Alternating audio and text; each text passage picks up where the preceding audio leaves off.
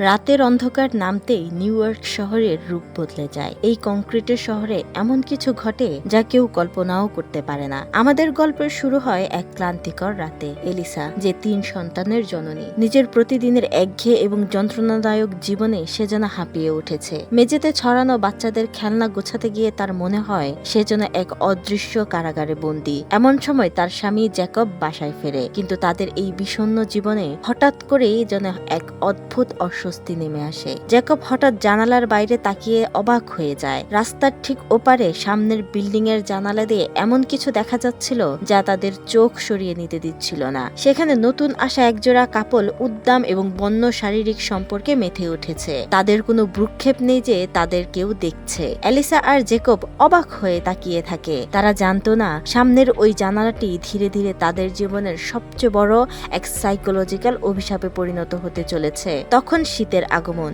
কিন্তু সামনের জানালার ওপারে থাকা ওই যুবক যুবতীর শরীরের যেন আগুনের উত্তেজনা। তারা প্রায়ই অর্ধনগ্ন অবস্থায় ঘুরে বেড়ায়। জ্যাকব বুঝতে পারে যে ওই কাপল ইচ্ছে করেই তাদের জানালার পর্দা খোলা রাখে। তাদের এই স্বাধীন এবং বন্য জীবনযাপন এলিসার মনে এক অদ্ভুত মানসিক বিকারের সৃষ্টি করে। এলিসা নিজের স্বামী এবং বাচ্চাদের দিকে তাকায়, আর তার মনে হয় তার নিজের যৌবন যেন এই 4 দেয়ালের মাঝে পচে গলে যাচ্ছে। সে ওই জানালার ওপারের জীবনের প্রতি এক ভয়ঙ্কর নেশায় আসক্ত হতে শুরু করে। এদিকে এলিসার ঘরের ভেতরের পরিবেশ ছিল নরকের মতো কোলাহলপূর্ণ। বাচ্চারা সারাক্ষণ কান্নাকাটি করছে, স্বামী নিজের কাজে ব্যস্ত, চারিদিকে শুধু অশান্তি। ঠিক তখনই সে জানালার বাইরে তাকায়। ওপারে চলছে উদ্দাম পার্টি, মদ আর আলোর ঝলমলে এক মায়াবী জগৎ। এলিসার ভেতরে হিংসা আর আক্ষেপ এমন ভাবে জন্ম নেয় যে সে তার মানসিক ভারসাম্য হারাতে থাকে। এরপর রাত গভীর হলে যখন পুরো বাড়ি শান্ত হয়ে যায়, এলিসা তখন অন্ধকারে লুকিয়ে হাতে তুলে নেয় একটি বাইনোকুলার। সে ভূতের মতো চুপচাপ দাঁড়িয়ে নজরদারি চালাতে থাকে ওপারের ওই কাপলের উপর। তারা কি করছে,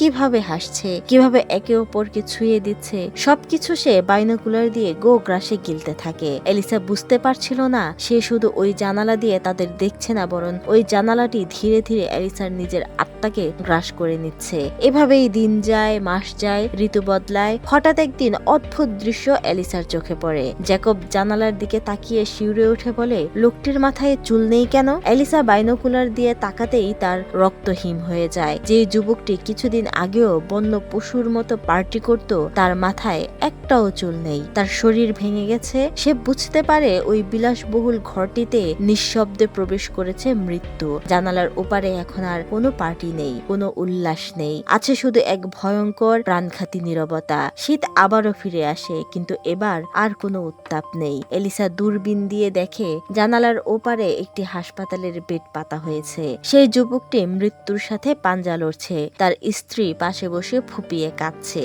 এলিসা নিজের উষ্ণ ঘরে বসে মৃত্যুর এই লাইভ দৃশ্য দেখছিল। তার নিজের বাচ্চাদের কোলাহল তখন তার কাছে আশীর্বাদের মতো মনে হচ্ছিল। সে বুঝতে পারছিল যৌবন, স্বাধীনতা সবই মৃত্যুর কাছে কতটা অসহায়। এরপর একদিন সেই ভয়ঙ্কর রাত নেমে আসে। জানালার ওপারে আর কোনো নড়াচড়া নেই, সব যেন কেমন নীরব হয়ে গেছে। এলিসা দূরবীন দিয়ে জানালায় তাকালে দেখতে পায় একটি স্ট্রেচারে যুবকটিকে ওঠানো হচ্ছে যেন একটি প্রাণহীন দেহ। এলিসা তখন আর নিজেকে ধরে রাখতে পারে না। সে নিচে রাস্তায় নেমে আসে। সে দেখতে পায় একটি অ্যাম্বুলেন্স দাঁড়িয়ে আছে, আর স্ট্রেচারে করে কালো প্লাস্টিকে মোড়া একটি লাশ বের করে আনা হচ্ছে। সেই যুবকটির লাশ। রাস্তার একপাশে অন্ধকারে দাঁড়িয়ে কাঁদছিল যুবকটির স্ত্রী। এলিসা ধীরে ধীরে তার কাছে যায়। মেয়েটি এলিসাকে দেখেই চিনে ফেলে, আর তারপর মেয়েটি এমন এক কথা বলে যা শুনে এলিসার পায়ের তলার মাটি সরে যায়। মেয়েটি এলিসাকে জড়িয়ে ধরে কাঁদতে কাঁদতে বলে, আমি জানি আপনি কে। আপনি রাস্তার ওপারের ওই অ্যাপার্টমেন্টে থাকেন। আমার স্বামী যখন মৃত্যুর সাথে লড়ছিল,